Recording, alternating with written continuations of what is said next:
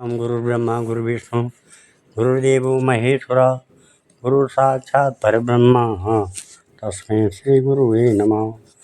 ओम नमः आदो देवकी देवगर्भजननम गोपीगिरिवर्धनम मायापूतन जीवतापहरणम गोवर्धनोद्धारणम कंसच्छेदनकौरवादिहननम कुन्तीसुतापालनम श्रीमद्भागवतं पुराणकथितं श्रीकृष्णलीलामृतं निगमकल्पतरोर्गलितं फलं श्रुतमुखाद्रवमृतसंयुतं पिबत भागवतं रसमालया मुहुरहो रसिका भूरि भावुका। भगवान श्री कृष्णचंद्र नारायण जी के चरण कमलों में नतमस्तक होकर के गुरु श्री वेदव्यास जी, गुरु श्री माधवाश्रम जी, गुरु श्री आदि गुरु शंकराचार्य जी, गुरु श्री नारद जी, गुरु श्री सुखदेव जी, गुरु श्री सूत जी के चरण कमलों में नतमस्तक होकर के मैं ये श्रीमद् भागवत महापुराण के आज ये श्रीमद् भागवत महापुराण के 11वां अध्याय शुरू करने जा रहा हूँ, जिसमें आज का प्रसंग है युद्धवंश को ऋषियों का श्राप। युद्धवंश को ऋषियों का श्राप, ये प्रसंग है जो इस प्रकार है। श्री बादायणीरुवाच कृत्वा दैत्यवधं कृष्ण स रामो यदुवीर्वृता भूवतार्यद्भारं जविष्यं जनयन् कलिम् एकोपितः सुबाहुपाण्डुसुतः सपत्नैर्दुर्दोतये दनकचक्राणादिविस्तान् कृत्वा निमित्तमितरे तदरतः समेतान् हत्वा नृपान् निरहरच्छितभारभीष भूभारराजपृतना यदुवीर्निरस्य गुप्ते स्वभावभिरचिन्तयदप्रमेय मन्ये वनेर्ननुगतोऽप्यगतं हि भारं यद्यादवं कुलमहो अविषय्यमास्ते नैवान्यथा परिभवोऽस्य भवेत् कथाचित् मत्संशयस्य विभवो नश्च नित्यम् अन्तर्कलिं यदकुलस्य विदाय वेणु तम्बस्वन्निर्मिव शान्तिमुपैमि धाम एवं व्यवस्थितो राजन् सत्यसङ्कल्पेश्वर शापव्याजेन विप्राणं सञ्जये स्वकुलं विभो स्वमूर्त्या लोकलावण्यं निर्मुक्तालोचनं नृणाम् गिर्वेष्टं समरां चित्तं पदेस्तानि क्षतां क्रिया आच्छिद्य कीर्तिश्लोकं वितत्य ह्यञ्जनानुकू तमोनया तरिष्यन्तीत्यज्ञात पदमीश्वरः।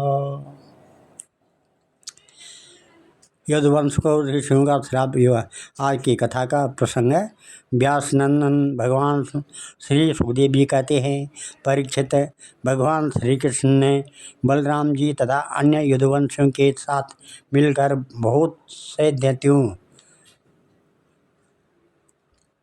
का संहार किया तथा कौरव और पांडवों में भी शीघ्र मार काट मचाने वाला अत्यंत प्रबल कलह उत्पन्न करके पृथ्वी का भार उतार दिया।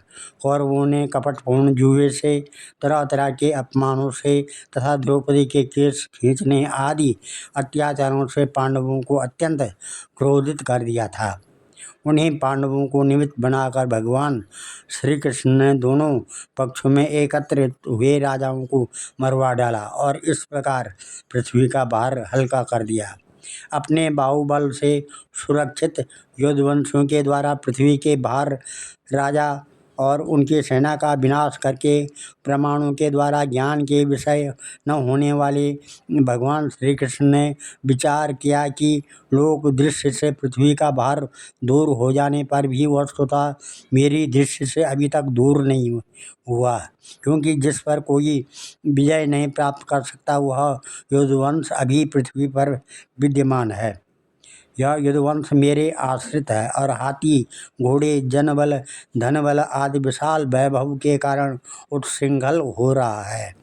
अन्य किसी देवता आदि से भी इसकी किसी प्रकार पराजय नहीं हो सकती है।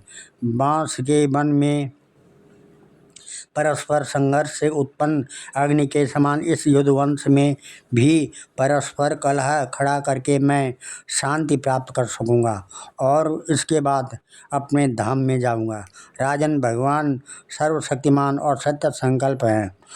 उन्होंने इस प्रकार अपने मन में निश्चय करके ब्राह्मणों के शाप के बहाने अपने ही वंश का संहार कर डाला, सबको समेट कर अपने धाम ले गए। परीक्षित, भगवान की वह मूर्ति त्रिलोकी के सौंदर्य का तिरस्कार करने वाली थी। उन्होंने अपने सौंदर्य माधुर्य से सबके नेत्र अपनी ओर आकर्षित कर लिए थे। उनकी वाणी, उनके उपदेश परम मधुर दिव्याति दिव्य थे। उनके द्वारा उन्हें स्मरण करने वालों के चित्त उन्होंने छीन लिए थे।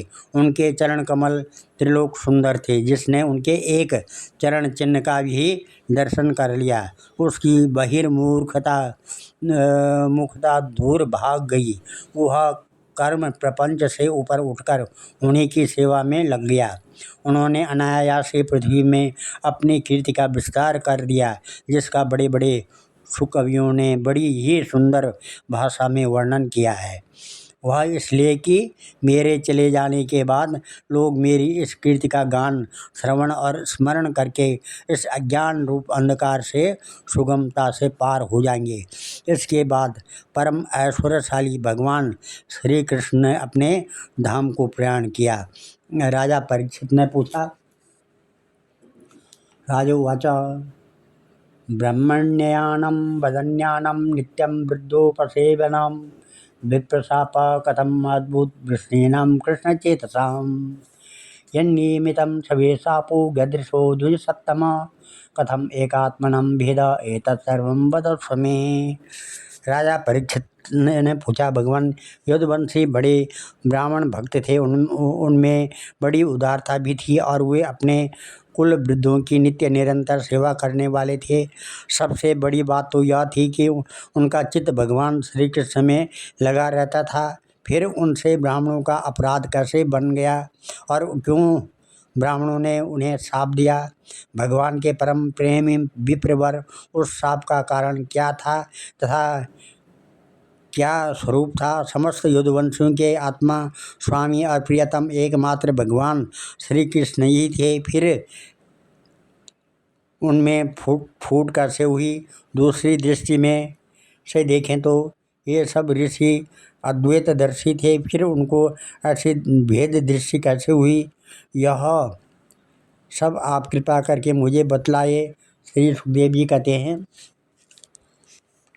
बिभ्रत बपू सकल सुंदर सन्निवेशम कर्माचरन भुविषु मंगलमाप्त काम आस्ताय धाम रममाण उदार कीर्तिम सहर्तुमय छतकुलम कृत्य शेषा कर्माणि पुण्य निवहानि सुमंगलानि गायज्जगत् कलिमलापहराणि कृता कालात्मनं निवसता यदुदेहगेह पिंडारकम समगमन मुनयो निशिष्टा। श्री सुखदेव जी ने कहा, भगवान श्री कृष्ण ने यह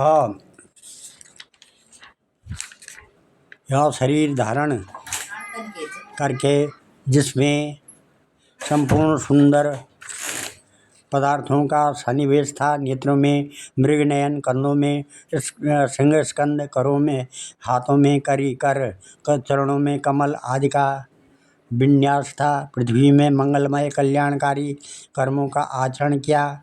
वे पूर्ण काम प्रभु द्वारका धाम रहकर क्रीड़ा करते रहे और उन्होंने अपनी उदार कीर्ति की स्थापना की, जो कीर्ति स्वयं अपने आश्रय तक का दान कर सके, वह उदार है। अंत में श्री हरि ने अपने कुल के संहार उपसंहार की इच्छा की, क्योंकि अब पृथ्वी का भार उतारने में इतना ही कार्य शेष रह गया था। भगवान श्री कृष्ण ऐसे परम मंगलमय और पुण्य प्रापक कर्म किए जिनका गान करने वाले लोगों के सारे कलेमल नष्ट हो जाते हैं। अब भगवान श्री कृष्ण महाराज उग्रसेन की राजधानी द्वारकापुरी में वसुदेव जी के घर यादवों का संहार करने के लिए काल रूप से ही निवास कर रहे थे।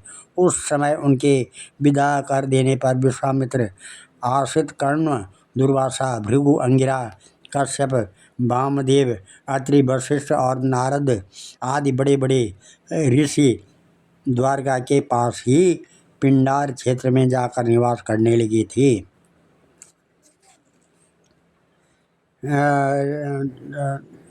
जिसमें विश्वामित्रो, शतकर्ण, दुर्वासो, भृगुरांगिरा, कश्यपो, वामदेवो, अत्रि, वशिष्ठो, नारदाय क्रीडान्तस्तानोपव्रज्य कुमारा यदुनंदना। उपसंहार परप्रच्छो विनीतावता ते वेश इत्वा स्त्रीवेशे जाम्बवती सुतम्। ऐसा पृच्छते ओ विप्रा अंतर्वन्यासते क्षणा। पृष्ठो विलज्जति साक्षात् प्रब्रूता मोगदर्शना। प्रशोषन्ति पुत्रकामा किंसुत संजनयिष्यति। एवं प्रलब्धा मुनियास्तानोच कुपिता नृपा। जनयिष्यन्ति वो मंदा मुसलं कुलनाशनम्। तत्सुता तेदे संत्रस्ता विमुच्य स सोदरम्। साम्बस्य दर्देश सोस्तस्मिन् मूसलं खल्वयस्मयम्। किं कृतं मन्दभागेन किं वदिष्यन्ति नो जनाः। इदं विवालिता गेया नादाय मूसलं येयुः। तच्चोपनीयं सदसि परिम्लानां मुखाश्रया। राज्ञ आवेदयाश्चक्रुः सर्वयादवसन्निधौ। श्रुत्वा मोघं विप्रशापं दृष्ट्वा च मूसलं नृपा। विस्मिता भयसंत्रस्ता बभूर्वा द्वारकोकसा। तच्छूर्णयित्वा मूसलं विदुराजा सभा आहुका। समुद्र सलिले प्राच्यालोहं चास्य वशेषतम्।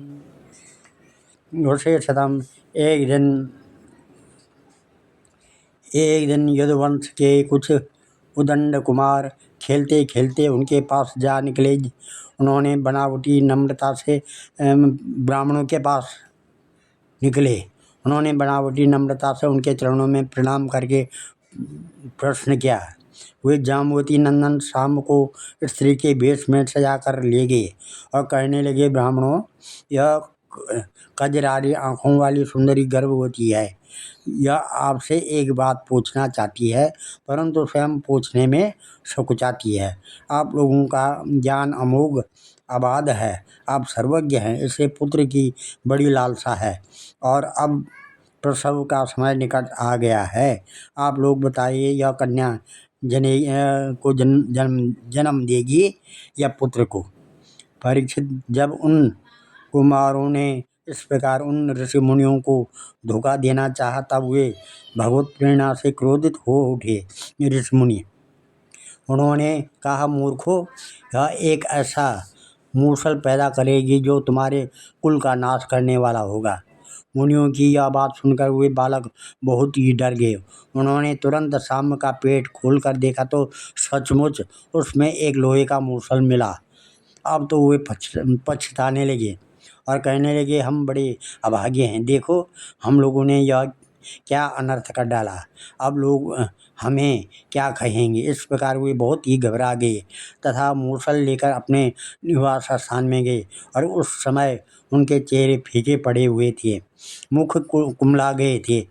उन्होंने भरी सभा में सब यादवों के सामने ले जाकर वह मूसल रख दिया और राजा उग्रसेन से सारी घटना कह सुनाई।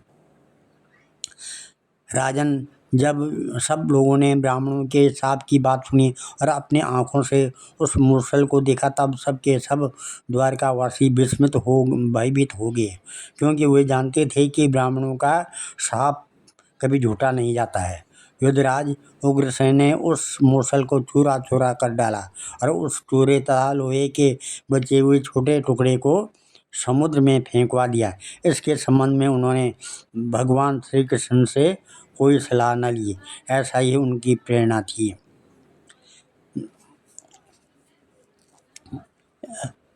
कश्चित् मत्स्यो ग्रसीलोऽहं चूर्णानि तरलस्तथा उह्यमानानि बेलायां लग्नान्यासन् किलेरका मत्स्यो गृहीतो मत्स्यङ्ग्रो जाले नान्ये सहार्णवे तत्सोदरगतं लोहं सशल्ये लुब्ध कोकरात् भगवान् जज्ञाता सर्वार्था ईश्वरोऽपि तदन्यथा कर्तो नैच्छत् विप्रशापं कालरूप्यान्य मोदतः। इस प्रकार से परीक्षित उस लोहे के टुकड़े को एक मछली ने लिया और चूरा तरंगों के साथ बह बहकर समुद्र के किनारे आ गया। वह थोड़े दिनों में ऐरक बिना गांठ की एक घास के रूप में उग आया। मछली मारने वाले मछुआरों ने समुद्र में दूसरी मछलियों के साथ उस मछली को भी पकड़ लिया। उसके पेट में जो लोहे का टुकड़ा था, उसके जरा नामक व्याध ने अपने बाण के नोक में लगा दिया। भगवान सब कुछ जानते थे, वे इस सांप को उलट भी सकते थे, फिर भी उन्होंने ऐसा करना उचित न समझा। काल रूपधारी प्रभु ने ब्राह्मण के शाप को अनुमोदन ही किया। आज हम इस कथा को यहीं पर विराम देते हैं। कल दूसरा अध्याय होगा। दूसरे अध्याय में वासुदेव जी के पास श्री नारद जी का आना और उन्हें राजा जनक तथा 9 योगीश्वरों का संवाद सुनाना, ये कथा आइए। ओम नमो ध्येयं सदा परिभवग्नमविष्टदोहं तीर्थात्पदं शिवविरञ्चनुतं शरण्यं भृत्यातिहं प्रणतपालभवाब्धिपूतं वन्दे महापुरुषते चरणारविन्दं वन्दे महापुरुषते चरणारविन्दम्। ॐ सर्वे भवन्तु सुखिनः, सर्वे सन्तु निरामया, सर्वे भद्राणि पश्यन्तु। कष्ट दुख भाग भवेत। जिसको ये कथा अच्छी लगी वो इस कमेंट में जय श्री कृष्ण लिखना न भूले। ज़रूर जय श्री कृष्ण लिखें। धन्यवाद।